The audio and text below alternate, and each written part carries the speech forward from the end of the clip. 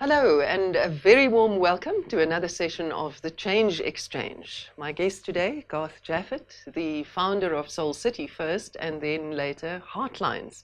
And we'll be talking about all of that, of course. And they are the moving force behind Beyond the River. If you haven't seen it, go out tonight and get it. Garth, you're so welcome. Thank you so much, Ruda. I'm happy to have this conversation. Did I leave something out? Not at all. No, no. Why medicine? Everything that I like doing is not medicine. So when I was a young boy, all my inclinations were the arts, the arts, languages, etc.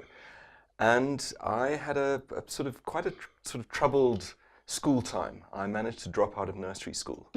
I then dropped out of grade 1. Went to an all-girls school for 2 years, then managed to go back to grade 2 and told that I needed to repeat grade 2. Then managed to get to high school where I managed 3 schools in a year, and so on and so on. And so sort of growing up felt like I'd failed and that and so I think a lot of there was a real need to prove myself in some way. But on the other hand, there was a real, in my family, my dad had been very socially active, and so the concept of making a difference was sort of ingrained. And also from a young age, I was quite aware of the issues in South Africa, and thought that I was going to do law, and that law would be a good way of dealing with this. And then... When did you go to university? Which era are we talking about? Sort of 81 to 87. But then I started reading a series of books. I read a lot. I was and escaped into the world of story and books and read the series called The Jungle Doctor, which was written by a missionary doctor who was it was a very romantic book or series of books of this guy doing amazing things and crossing swollen rivers in Land Rovers and saving people and doing operations by candlelight. And I suddenly realized that that's what I wanted to do. I think it was the romanticism of it that what really sort of attracted me. Plus the fact that as a sort of spotty teenager, the concept that girls like doctors, I think was also part of the thing. But it must have been hard because maths and science were not your strong suits. No, and in fact I went to a career counselor and they said, listen, you've got lots of options, particularly in the arts, but don't do medicine. And I used to faint at the sight of blood.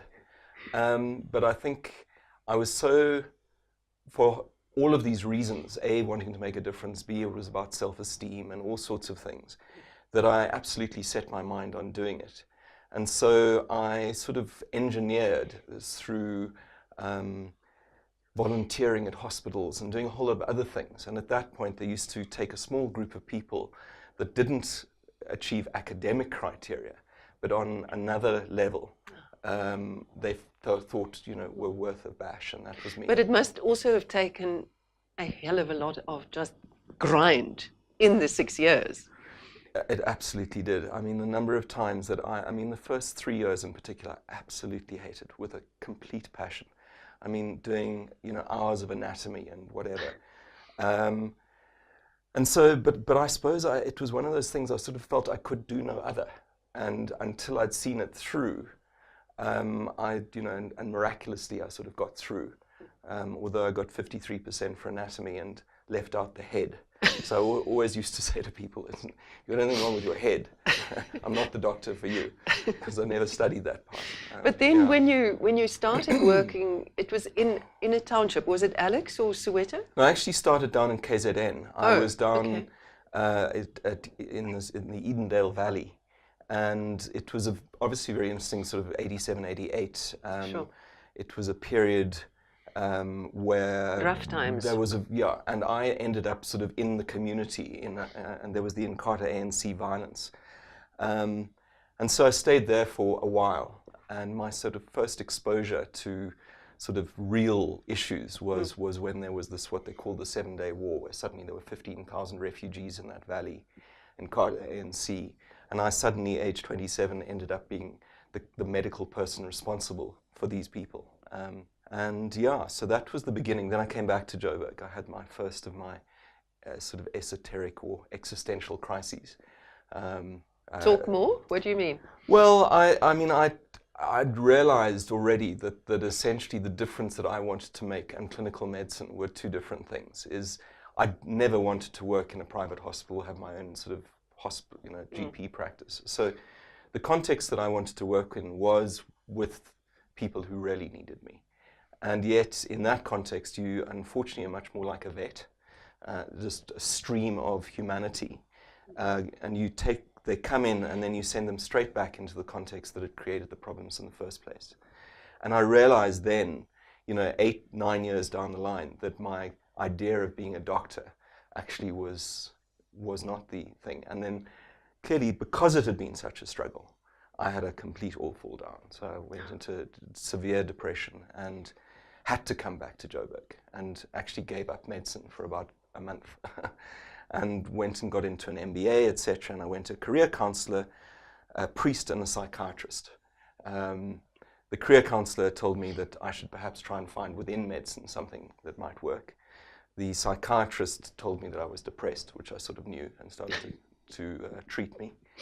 And the priest basically was more around trying to make some sense out of suffering and giving a bit of a worldview from which I could work. And I wasn't particularly, I was religious but not particularly, but, it was the starting point of a journey for me. So where did the idea of Soul City originate? Well, I then sort of, after going, I went to Baragwanath for a while and did neurology there after having not studied the brain. I did neurology, and I had started, in my time in Edendale, I had started to think, how do we get information to people before they come through the doors? And I wrote for the local newspaper, The Echo, and I suddenly had this idea, what about taking this concept of getting information out of there? And can I just go one step back? You said that you were sending people out into the same circumstances that had created the problem. What do you mean with that? Well, I mean, for instance, I often quote the example of diarrhea in childhood, which then, and I think probably still now, it was the top killer of children under the age of 5. Now, no child should die of diarrhea because it's completely preventable. It's about dehydration, and with salt, sugar, and water, you can make a plan. And so, I was seeing things like literally on a daily basis, kids coming in at literally at death's door, and realized that getting to the mothers, the families, with basic information would prevent. That was just one example. And you were putting a Band-Aid on something much deeper. Yeah. And then obviously there's structural issues, and I remember very much at med school sort of the concept that the biggest shifts in health have not had anything to do with modern medicine. The biggest shifts in health have all been around safe water, sanitation, housing, and nutrition, and education. In terms of sort of life expectancy and general health, modern medicine is a blip in terms of those things. So back to Soul City and the idea? So then I had this idea of, I was sitting in Baragwanath and I suddenly had this idea, what about writing for some newspapers, but doing it in a way that was really interesting, not just an article. Pontificating. So I went, I knocked on the door of Dr. Agri Cluster at the Sowetan, and here was I, a sort of 28-year-old doctor. And to his everlasting credit, he heard me out and said, fine. And so I started a column which was then syndicated in the Star called The Healthy Nation. And in it, began this concept of story, which was I would ask a question to myself. I would say, Mrs. Zolile, Zama from Soweto asks me X, and I'd be asking myself. And then I would explain, for instance, high blood pressure using the analogy of a bicycle tire or a car tire. And if you pump it up too hard, you can have an accident. And so I was using analogies and stories. And on the day of that, the circulation of the Sowetan used to go up. And I'm sure to do the fact it was also the horse racing results that day. But I'm very happy to have taken the credit. Then I moved from there, after 6 months, I moved to Alexandra Township, where I was now working at Alexandra Clinic. And again, existential crisis, I'm still here and I'm feeling better, but I still don't know what I'm going to do. And I literally had a sort of, one of these sort of brain moments where sitting on a pavement in Melville after a beer or two, and suddenly had this idea of what about taking this concept that I've been using with print and taking it into other mediums. And, and what about doing it across all three mediums, print, radio, television, and doing it at prime time, doing it when people were listening and watching, rather than at sort of 2 in the afternoon. Okay, so an idea is one thing. Yes. How do you get from there to finding the money, finding the platform, finding the team? Yeah, well, I suppose one thing that I, had learnt is that if I put my mind to something, that the door had to shut in a very, very significant way for me to give it up. And then I was very fortunate. So the first people I went to with the idea was Agri Cluster and Rory Wilson, who was the manager of the Sowetan. And I said, look, I've got this great idea, but I need your help and backing. And they said, okay, we will pay your salary at the clinic for 3 months. And in that 3 months, you can see whether you can expand this idea. And so I owe Agri Cluster is the genesis of Soul City. And in that 3 months, I knew nothing about media, nothing. And the only media bit I knew was advertising agencies.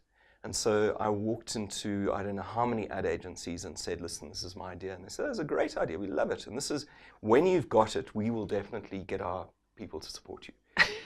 And they said, and then again, one of these sort of God incidences where I was literally sitting in the clinic and this package arrives for me. And it's from a production house. I didn't even know a production house existed, with a full proposal to me for a series.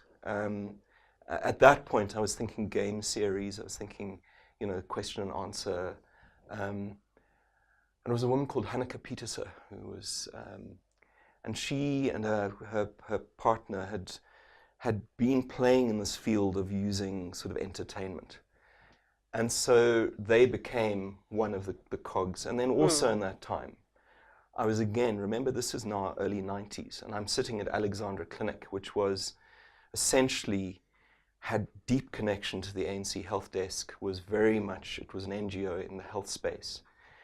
And so my director, Tim Wilson, was very much in contact with a range of different players.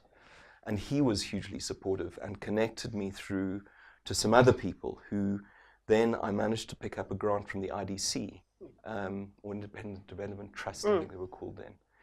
That was 100,000 Rand. And with that 100,000 Rand, I went to see a guy called Derek Yach, and he said to me, you've got to go out there and travel the world and find out what else has happened, So I literally climbed on a plane, and I would go from one spot to another. I went to the US, and I would go to Johns Hopkins University because I'd heard that they'd been using entertainment, and then I'd go from there to Stanford, and then I'd go from there, then I flew to Europe. And in all of that time, suddenly I realized 2 things. One is that people had used entertainment before, and they'd used drama. And so my game show idea went to the wall. And the other thing that I learned in that time was that everybody had taken an issue and created an intervention. And I think the idea or the uniqueness of Soul City globally actually was that right from get-go, it was never going to be one issue. One issue, yeah. It was about creating a platform that over many years would become part and parcel of the fabric of South African life and lend credibility to those issues. And then the other sort of God instance, I get back, I now know, I find out from my colleagues at Alex, like, what is the most watched TV drama or soapy, and it was a thing called Skud is Nice. And I went and I said, well, who wrote it? And I then went to go and see this guy, Richard Bainan, who was the writer. Yes. And I went to see Richard and I said, this is my idea. I want to do a drama. I'd already realized I wanted to make it sort of based out of a clinic, because the other thing is hospital dramas do well. And so Richard was the creator of the Soul City universe. And Alexandra Clinic and Alexandra was Masakane. And in fact, Soul City initially was called Dark City because the slang name in those days for Alex was Dark City because it was dark, and dark on other reasons as well. And then the other sort of real God instance was this doctor heard of what I was doing and walked through the door literally and said to me, I'm coming to work with you even if you can't pay me. And a doctor called Shireen Usden, and she had a public health background and had been involved in progressive health and media and had written extensively. And she brought a whole part to Soul City that I just didn't have. And so, in fact, she is the co-founder of Soul City, as you know, it wasn't. And then, because we were in Alex, we managed to pick up bits and pieces of money from UNICEF. UNICEF allowed us to make a pilot. And on the basis of that, I managed to get the SABC to agree to broadcast. And Sure. long story short, So it's really one step and then the next and then the absolutely. next. And it's never clear when No. you start. You just take a step. What was clear was the end vision. Yeah. And I think when I talk to people about visioning is that I often talk about it like an elephant. An elephant knows where they need to go. And usually they just bash through the bushes. But then when they get to a marula tree, or a baobab, they actually go around the baobab. And so I believe a lot of this stuff is about keeping your end goal in sight, but changing direction and being pragmatic about how you get there. And was there a moment when maybe something happened? I don't know, you were watching television or something and you realized there is now a whole community out there. It is happening. Yeah, it's been a funny thing. I've always felt a little bit, it feels almost a separate thing. And that's been a good thing because it's enabled me to move on. So I never was so integrally ingrained, and I was able to manage Soul City in a way that I think allowed other people to grow. And so few founders can do that. Yeah, How did you manage to hand it over so successfully? Yeah. Well, I think it's because of that, is that I don't think I took huge personal identity out of Soul City. And I was quite happy to let other people front run often. And so we had a very strong and long-term management team who, there wasn't, if you put the word Soul City and Garth Japhet together in the public domain, there wasn't that immediate connection. And often that is the case. And because of that, when the founder leaves, it falls apart. It falls apart. And maybe because I'm lazy, to be honest. I was very happy for other people to go and... No, I really am. I mean, I actually, it was too much like hard work to constantly be out there. And I'm better I'm very happy in the role that I believe, I'm called to, which is about, I'm tremendously fortunate to have the gift of being able to have a vision, but able to put the dots together to get there. What made you decide that it was time to move on, and what was the founding vision of Heartlines as opposed to Soul City? Well, Soul City had, and again, a lot of these things are circumstantial, but it had just been birthed at a time where, first of all, big international donors had come into South Africa. So if I'd had the idea 3 or 4 years before that, I don't think Soul City would have seen the light of day. And then, unfortunately, the AIDS epidemic hits. And because of that, there is a huge amount of money around HIV and around communication, which takes Soul City from there and just catapults it in terms of its scope and its... And part of the sort of funding we were getting was also to go regional, and so we move across 10 countries, and we also set up with WITS a school of health education where we start to train people from across the region in this methodology. And just coming back to our methodology, what is different between Soul City and anything else is that we are, because of our research and clinical background, is that everything we do is research-based. And so it takes us 2 years to develop a new series. And the script writing is only a small part of it. So anyway, sorry, I'm diverting. But that was the success of Soul City, funny enough, is by the time we got to a new series, which would be always, when it was on, would be the second or first most watched program on television, we knew that it was going to resonate with our audience because we'd done this research. So it got to this point where it was a big organization. And I knew already that it had got to a point where I was becoming just a bureaucrat raising money. And I had very competent colleagues. And I felt that I wasn't the right person necessarily to run a big organization which is mainly about money and HR and another part of me was, Soul City was very much around the big social and health issues from a health lens. And on a personal level, I felt very strongly about the fact, and also Soul City is as well known amongst black South Africans as Coca-Cola. White, coloured and Indian South Africans hardly know Soul City. And I felt that the big issues that we deal with as a country require our entire population to engage, whether you're rich or poor, black or white, whatever. And so I wanted a platform that would speak into the lives of everybody, regardless of creed or colour. And I also wanted to use the example or the opportunity to particularly mobilize the faith-based sector. It outstrips everybody in terms of its reach. And whatever you think about religious structures, churches, mosques, whatever, is the theory of what most of them preach at the heart is very pro-social. It's about integrity and honesty and compassion and helping your fellow man, etc. And yet there's this gap between what many people believe and what we do. And so the idea was to take everything I'd learnt around telling stories as a way of inspiring people and dealing, and there's a good reason why story, we can maybe get to that, but is to take that and inspire people to be their better selves, to live out their faith or their values or whatever. And in doing that, we would deal with some of these structural issues such as violence against women and corruption and, greed. And so just outline what Heartlines has actually done and the resonance you found? Then again, I was lucky, I went to my board and said to them, listen, this is where I want to go, but I'm not going to leave Soul City until such time as it gets to a point where I feel it's got great funding and whatever. So 4 years before I left Soul City, I founded Heartlines and ran them both concurrently, which allowed me not to take a salary from Heartlines.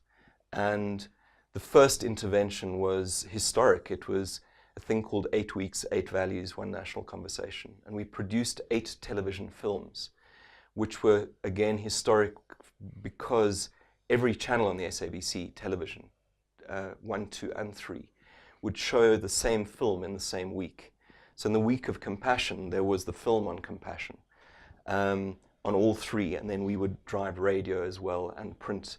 And concurrently, we'd created resources that could be used by faith groups, by schools, to watch the thing and then take it into a conversation and a debate. And did it work? It absolutely did. It again, and that's, I suppose, 10 years later or 11 years later, those resources and those films are still widely used in prisons, in workplaces, in faith groups with young people. And then we went on and we again sort of had to decide, so what's next? And we did a series called Hopeville, which was about values and action. And all of these have done very well. I mean, Hopeville won the Premier European Prize for Television called the Rose d'Or. And then we moved on to looking at values and issues, which was our next foray was into a feature film. And it was our first feature film called Nothing for Mahala.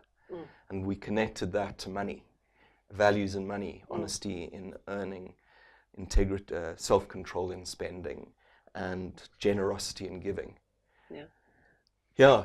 Beyond the River is now garnishing accolades everywhere. Yeah. But you didn't just want to make a successful film. What was it about? No. So about 4 years ago, I think a lot of what we as a group do now is to deal with issues that are both socially important, but we feel passionately about. And feel very much that post-94, there hasn't really been a way of the everyman dealing with issues of race and reconciliation.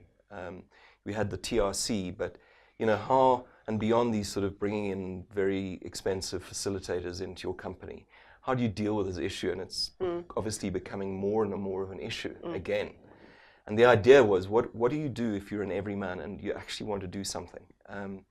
So we did, as we always do, a big research process, and we looked around the world. We couldn't find anything at scale to deal with difference. Lots of little interventions. And we came up with this idea called What's Your Story? And what's your story is that it's a very simple concept, which I believe why it's so powerful, is that when I hear Ruda's story, you become human to me. When I look at Ruda, you're a stereotype of a white female. But when I hear your story, you become a human being. And the idea behind What's Your Story is to facilitate, stimulate, encourage millions of South Africans to reach out to the people around them that look the same as them, so white, black, whatever, but also who are different. So we're not saying reach out to a black person or a white person. We're just saying reach out to the people in your day-to-day life and get to know a little bit more about them. And beyond the river, the way in which I like to talk about our methodology is about like a Christmas tree. The bigger a Christmas tree we create, the more things we can hang on it. And beyond the river is the Christmas tree for What's Your Story.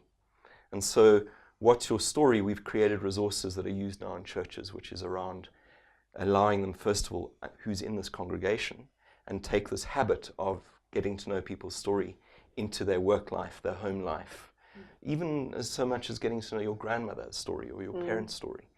And another pillar is a leadership intervention where we take leaders away who are deadlocked around issues, and mainly deadlocked because of race or ethnicity or gender. And day one is literally place everything one side, let's get to grips with each other's stories. And it's been amazing. We've worked with the advertising industry. We're just about to do some stuff with the Banking Association, worked with churches. You know, I have this concept that we all grow up in boxes. We can't not. Your parents' friends look like them, who look like you. And as you grow older, you choose your friends because they speak the same language, they laugh at the same jokes, they shout for the same team. And unless something kicks you out, you will just stay in your box. Absolutely. And that a story does that. It does. Because the story makes the other person more like you than different. And there's good neuroscience around that, is that when I start to tell you a story, there's actually a connection that actually develops between our brains at a subconscious level. And that's why fact doesn't change people. Emotion does. And story is the heart of emotion. You know, a good story will tug with your heartstrings. And so, you know, our objective here is not that everybody becomes friends, because I don't think that's realistic or necessarily hangs out to it, but is simply to build understanding. And understanding is the bedrock of trust, which is the next level up. And sure, some people might get to become more friendly, but you know, we've been doing it in our own offices now for the last couple of years, and it has been quite remarkable how even in a sort of so-called, you know, progressive organization, is that we all walk around with our stereotypes. Because you're white, middle-aged white guy, it means that, and because you're a black guy, it means that. And your next idea is around absent fathers. So, you know, first of all, to say What's Your Story for me is a project with a beginning and no end. And we want to bookmark the month of September every year, Heritage Month. Find out your heritage by speaking to people about their stories. So that it becomes, as much as Bride Day, it becomes part of the fabric of our country to do this. So not to minimize at all, so we will be focusing on a big way on that. But going forward, we will be, the next thing that we're looking at is this concept of fathers who are present but absent, or fathers that are just absent, and the extraordinary impact it has on children. And this doesn't undermine the extraordinary role that single mothers play or single parents of any form. But the research is so compelling. I mean, in the US alone, over 90% of kids in juvenile facilities come from father-absent families. So whether that is physically absent or emotionally absent, but absent.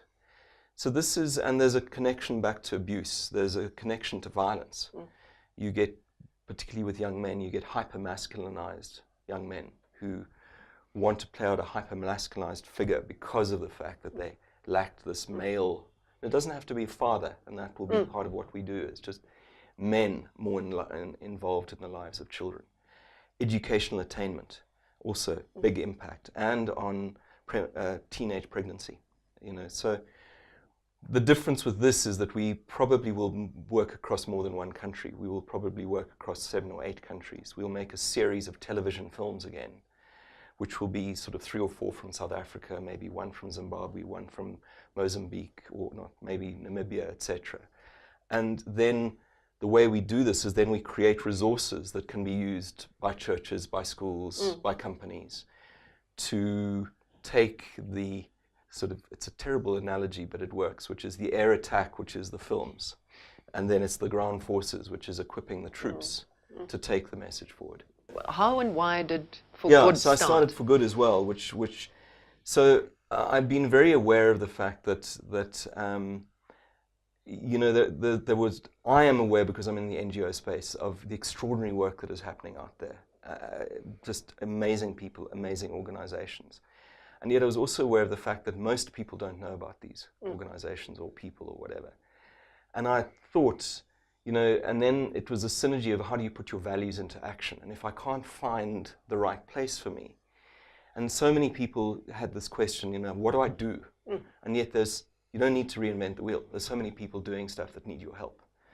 And so the idea was, and then, you know, been thinking about new media, about digital media, thinking, well, if the next generation is cell phones, is digital media, how do we use this platform potentially to connect people who want to help to people who need their help?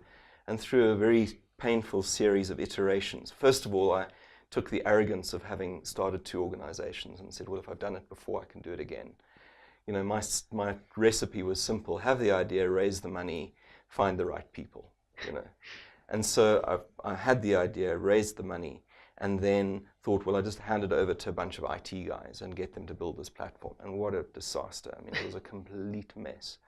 And, you know, learned that IT is not about throwing money at a platform. It's a completely different medium. And so it took about 5 years of literally almost giving up to then really the big breakthrough was about understanding that, in fact, for a digital platform which now basically connects causes to people and has a business model underneath it, so it's actually a for-profit business, of which Heartlines is the key shareholder. Its business model is it takes this platform of connecting need to opportunity. It's a dating platform. And it brings it into companies like BrightRock and enables them to select organizations that they want to help. And then in real time, the organizations can create needs, and in real time, people can respond to those needs, rather than picking up the phone and saying, it's our Mandela Day, what do you want us, you know, can we help you? And the breakthrough was realizing that it wasn't the right thing for a social person to run an IT platform. It was the right thing was an IT person, a tech entrepreneur, to run it with input from the social sector. And so I found a guy who had been innovating in the tech space, built a whole lot of things, and brought him in about 2 years ago, and that transformed For Good into something that is actually very viable. 13 big companies use For Good as thing, and over 11,000 actions in terms of connecting people to causes, about 200 actions per week, where people are doing things. And Garth's story, you've been with your wife Jane now for how long? 25 years? This year, 20, yeah. And how did you know that she was the one? Well, she became one of my closest friends. And I think that that's a great recipe for, you know, beyond the fact that she looks great, and I love her for that. You know, there was a synergy of she's also a doctor. So in terms of our worldview, we had a very similar worldview. She works now, she does two areas. One is palliative care, which is hospice, and the other is HIV. And she works in a clinic down in the Cape. And so I think that is always a great basis for a relationship, is mutual respect and a shared worldview. And how do you manage on a practical level to keep the connection when both are so busy?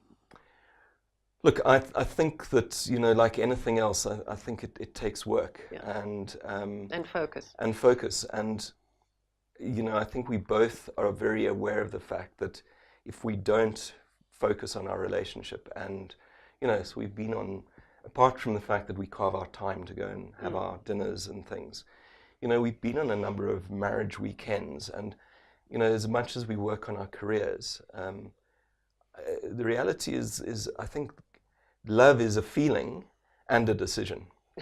Absolutely. And it's an act of will, I yes, think, it is, to a very large extent. And there are, you know, many times where I'm sure she has hated me with a passion, but it's a commitment. And, you know, when I got married, I got married for good. And it's an act of the will, as well as it's an emotional act. Yeah. And you have two children. They're, what, 16 and 12 now. How did they change you, do you think? Well, I had them also when I was a bit older. So one thing is, I think, you know, nice thing is that I'm able to still be very active with them. You often become friendly with the parents of your children's friends. And so we have a group of friends who are quite a lot younger than us, which is great. And then, yeah, just you know, I think I am very aware of the fact that one don't do what I say, do what I do. And so trying to be the best role model for my kids, I think, will be more important than what I say to them. So in that way, like the responsibility, if I want to change the world and I can't deal with what's at home, then I'm a hypocrite, you know. So you said that your father had a huge impact on your worldview. Yeah. Do you also have those conversations with your kids and talk about the world and where we are in it? Absolutely, yeah. And I think something that I believe very strongly in this concept of to whom much is given, much is expected. And I have been given much, and my kids are getting a lot. And I think that they are, you know, I'm very grateful that from a young age they're very aware of their privilege in society and what that means in terms of being a contribution. So I think both of them are showing signs of a future that is not just about themselves, but is about realizing that life is more about not just what's in it for me, but understanding that we have responsibility to our planet, to our people, to our world. What made you decide to relocate to Somerset West? Well, when I was down in KZN, I mean, I love the energy of Johannesburg, but really from a young boy onwards, I love nature. I love getting out. Is that going down to KZN and being in Maritzburg for those 3 years, and being able to literally finish work and go onto the mountain, or you know, go and windsurf on the dam, it just was a very happy place for me. Yeah. And so I swore I'd never come back to Joburg, and you know, 20 years later I was still here. And then got really good friends who lived down there, doctors who were in my class at med school. And so it become, you know, got to know Somerset West and the fact that it's right there next to the sea and mountains. It's a little bit smaller. And realized that would never make it happen unless we did something. And part of the compromise is that I commute. And what's the best thing of getting home? On a Friday evening when you walk in, what's the best thing? Well, it feels like coming back on holiday. So every time I climb off that plane, you know, it's that sort of, you know, even after 7 years or 6.5 years, it feels like I'm on holiday. And the other thing I think is that there are real disadvantages to the commute, both from our relationship point of view, but the advantage is that I'm much more consciously present when I get home. I think if you're home all the time, maybe just take being at home for granted. I try and be much more focusedly present in terms of being a father and a husband. And the physical space, how did you choose that home? Strangely, it chose us in that we moved down there, and through friends of friends, they were renting out their house. And that was convenient because we didn't know we were going to make it work down there. So we were in this rented house. And I would never have chosen it if I'd looked at it. And then we lived in it, and it just worked. You know, it's not a big house and it's not a fancy house, but it's in a really nice place and it's got a lovely view. and it just worked for us. And so we ended up buying the house that we had never even seen, and we just moved into. Yeah. Is there something that you take with you, maybe a photograph that you put next to your bed, or something that makes this is now my space? So probably the closest thing to that is my office here, where I've got lots of photographs of my wife and family and friends and whatever. And yeah, otherwise, you know, I read a lot, and Your books. my books are my space. And as much as I love a physical book, the Kindle is amazing because I can just travel so easily with it. And when I hear of a book, I can literally that moment I can download it. I mean, it's just amazing. So yeah. Garth, thank you very much, and all of the very best with the Father Project. I think it's incredibly important. So, well, thank you, Ruda. Thanks so much. Appreciate it. And until next time, go well.